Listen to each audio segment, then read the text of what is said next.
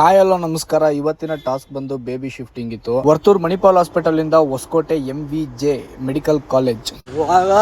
ಆಮೇಲೆ ತೋರ್ಸೋಣ. ವೆಯ್ಟ್ ಇದೆ, ಕಡಿಮೆ ಇಲ್ಲ ವೆಯ್ಟು. ಈಗ ಬೇಬಿ ಶಿಫ್ಟಿಂಗ್ ಹೋಗ್ಬೇಕು. ಬೇಬಿ ಶಿಫ್ಟಿಂಗ್ ಹೋಗೋಕ್ಕಿಂತ ಮುಂಚೆ ಎಲ್ಲ ಇಲ್ಲೇ ನಾವು ರೆಡಿ ಮಾಡ್ಕೊತಾ ಇದೀವಿ. ಇವ್ರು ನಮ್ಮ ಬ್ರದರು ಸ್ಟಾಫು.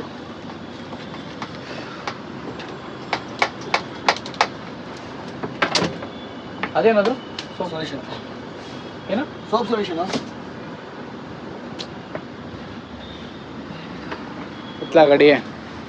ಇವತ್ತು ಅವಳಿ ಜವಳಿ ಮಕ್ಕಳನ್ನ 2 ಬೇಬಿ ಶಿಫ್ಟಿಂಗ್ ಮಾಡಬೇಕು. ನಮ್ಮ ಹತ್ರ ಇರೋದು ಒಂದೇ ಇನ್ಕ್ಯುಬೇಟರು. ಇನ್ನೊಂದು ನಮ್ಮ ಓನರು ಬೇರೆ ಕಡೆ ಹೋಗ್ಬಿಟ್ಟು ಪಿಕ್ ಮಾಡಿ ಅಂತ ಹೇಳಿದ್ರು. ಸೊ ಅಲ್ಲಿ ಹೋಗ್ಬಿಟ್ಟು ಇನ್ನೊಂದು ಇನ್ಕ್ಯುಬೇಟರ್ ಪಿಕ್ ಮಾಡಬೇಕು. ಟೈಮ್ ಬೇರೆ ತುಂಬಾ ಕಡಿಮೆ ಇತ್ತು ಸ್ವಲ್ಪ, ಅದಕ್ಕೆ ಅರ್ಜೆಂಟ್ ಆಗಿ ಹೋಗ್ತಾ ಇದೀವಿ. ಅಟೆಂಡರ್ ಬೇರೆ ಬೇಗ ಬನ್ನಿ ಅಂತ ಫೋನ್ ಮೇಲೆ ಫೋನ್ ಮಾಡ್ತಾ ಇದಾರೆ. ವಾಯ್ಸ್ ಎಲ್ಲ ಬೇರೆ ಬರುತ್ತಲ್ವಾ, ನೀವು ಬೇರೆ ಎಡಿಟ್ ಮಾಡ್ಕೊಳ್ತೀಲ್ವಾ ಪ್ರದೀಪ? ಅದು ನಮ್ದು ಗೋಲ್ಡಿಗೆ ಆಗಿಲ್ಲ ಅಂತ ಅದೇ ಬೇಡ.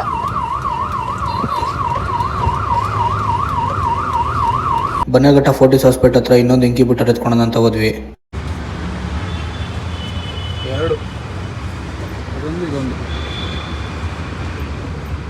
ಹಿಂಗೇನ ಕುತ್ಕೊಳ್ಳೋದು? ಇದು ಕರೆಕ್ಟಾಗಿದೆಯಾ? ಉಲ್ಟಾ ಕುತ್ಕೋಬೇಕು ಬ್ರೋ. ಉಲ್ಟಾ ಬ್ರೋ. ಇಲ್ಲಿ ಇದು ಲಾಕ್ ಮಾಡೋದಲ್ಲ ಐತೆ. ಲಾಕ್ ಮಾಡೋದಲ್ಲ ಐತೆ. ಇದು ಹೆಂಗೆ ಹೋಗಿ ಮಾಡ್ತೀವಿ? ಎರಡು ಒಂದೇ ಕಡೆ ಹೋಗುತ್ತಾ? ಇದು ತೆಗಿಬೇಕಲ್ವಾ? ಸರಿ ಓಕೆ. ಇದು ಅವನ ಹತ್ರ ಕೇಬಲ್ ಇತ್ತು ನಮಗೆ.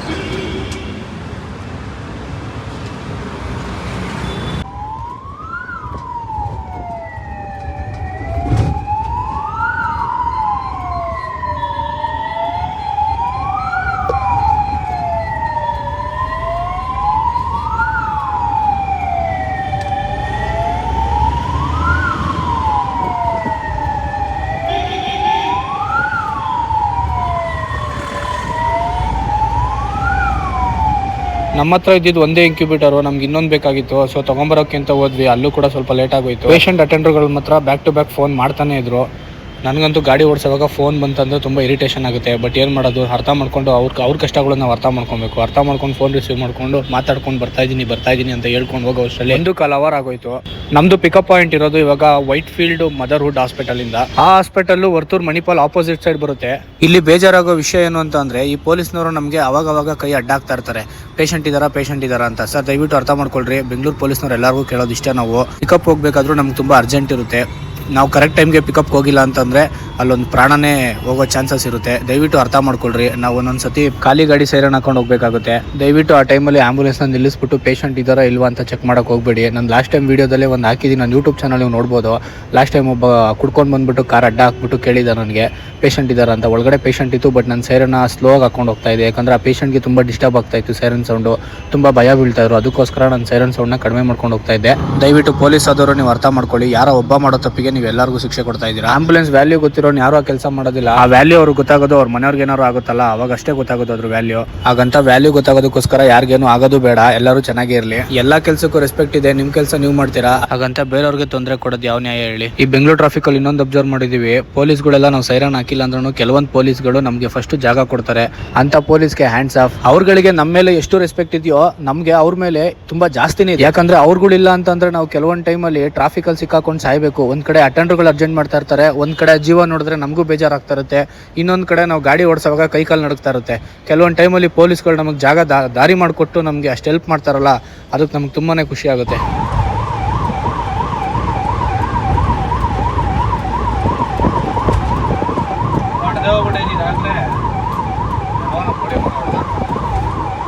ಇವಾಗ ಹೋಗ್ತಿರೋ ಬೇಬಿ 2 ಬೇಬಿ ಇತ್ತು, ಅವಳಿ ಜೋಳಿ ಮಕ್ಕಳು. ಸೊ ಎರಡನ್ನೂ ಒಂದೇ ಗಾಡಿನಲ್ಲಿ ಹಾಕೋದಕ್ಕಾಗೋದಿಲ್ಲ, ಅದಕ್ಕೆ ಬೇರೆ ಬೇರೆ ಗಾಡಿನಲ್ಲಿ ಹಾಕೊಬೇಕು. ಯಾಕಂದ್ರೆ ಒಂದೇ ಗಾಡಿನಲ್ಲಿ 2 ಮಾನಿಟರ್ 2 ವೆಂಟಿಲೇಟರ್ ಆಪರೇಟ್ ಮಾಡೋಕ್ಕಾಗಲ್ಲ. ನಮ್ಮ ಗಾಡಿಗಳಲ್ಲಿರೋ UPS ಎರಡಕ್ಕೂ ಒಂದೇ ಸತಿ ಯೂಸ್ ಆಗೋದಿಲ್ಲ. ಸೊ ಅದಕ್ಕೆ ನಮ್ದು ಇನ್ನೊಂದು ಗಾಡಿ ಬೇಕಾಗಿತ್ತು. ಇನ್ನೊಬ್ರು ಬ್ರದರ್ ಕೂಡ ಬೇಕಾಗಿತ್ತು. ಅದಕ್ಕೆ ನಾನು ರಮೇಶ್ ಬ್ರದರ್ನ ಕರ್ಸ್ಕೊಂಡೆ. ರಮೇಶ್ ಬ್ರದರ್ನ ನಾನು ಸರ್ಜಾಪುರ ರೋಡ್ಗೆ ಕರ್ಸ್ಕೊಂಡೆ. ಯಾಕಂದ್ರೆ ಅವ್ರ ರೂಮ್ ಇರೋದು ಕೋರಮಂಗಲದಲ್ಲಿ.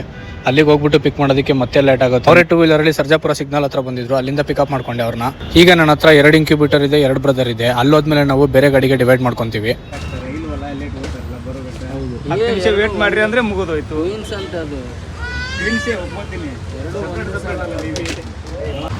ಹೇಳಿ ಅಣ್ಣ, ಕೇಳೋಣ, ಹೇಳಿ ಅಣ್ಣ. ಹಾಂ ಹ್ಞೂ ನಾನೇ ಕರ್ಕೊಂಡು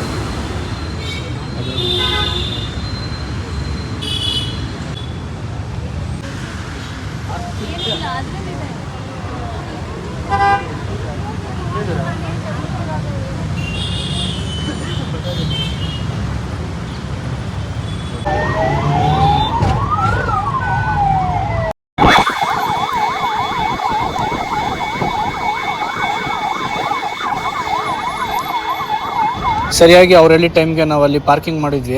ಅಲ್ಲಿಂದ 2 ಬೇಬಿಗಳನ್ನ ಪಿಕಪ್ ಮಾಡಿಕೊಂಡು ಸೀದಾ ಹೊಸಕೋಟೆ ಕಡೆಗೆ ಹೊರಟ್ವಿ. ಅಲ್ಲಿ MVJ ಹಾಸ್ಪಿಟ್ಲಿಗೆ ಡ್ರಾಪ್ ಮಾಡಬೇಕಿತ್ತು. ಅದರಲ್ಲಿ ಒಂದು ಮಗು ಮಾತ್ರ ತುಂಬ ಸೀರಿಯಸ್ ಆಗಿತ್ತು, ಇನ್ನೊಂದು ಬೇಬಿ ಏನಷ್ಟು ನಾರ್ಮಲ್ ಆಗಿತ್ತು. ನನಗೆ ಪಾರ್ಟ್ನರ್ ಆಗಿ ಶಿವು ಅಂತ ಬಂದಿದ್ರು, ಅವರು ಆಪೋಸಿಟ್ ಗಾಡಿ. ಅವರು ನಮ್ಮ ಸಮಕ್ಕೆ ಗಾಡಿ ಹೊಡೆದ್ರು, ಹಿಂದೆ ಮುಂದೆ ಗಾಡಿ ಹಾಕೊಂಡು ಹೋದ್ವಿ. ಅವರಲ್ಲಿ ಟೈಮ್ಗೆ 10 ನಿಮಿಷ ಮುಂಚೆನೇ ಡ್ರಾಪ್ ಮಾಡಿದ್ವಿ.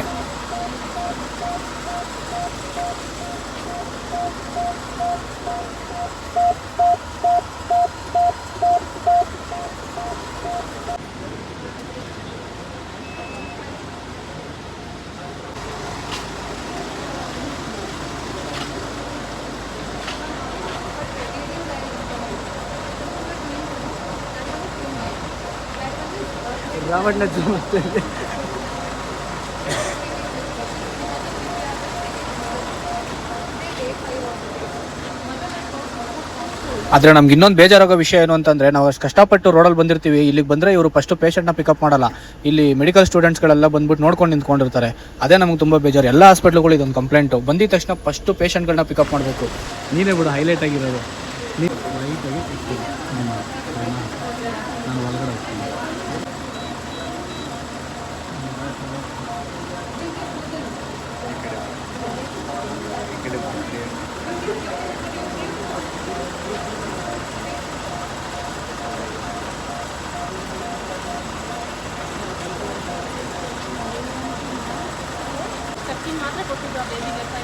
ಫೋಟೋ ವಿಡಿಯೋಗ ಅಪ್ಲೋಡ್ ಮಾಡೋದಕ್ಕೆ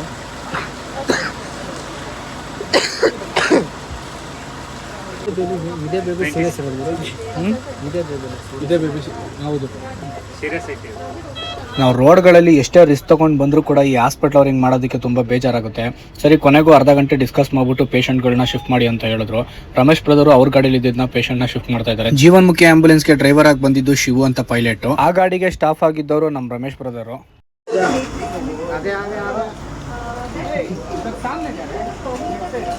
ಕೊಡೋ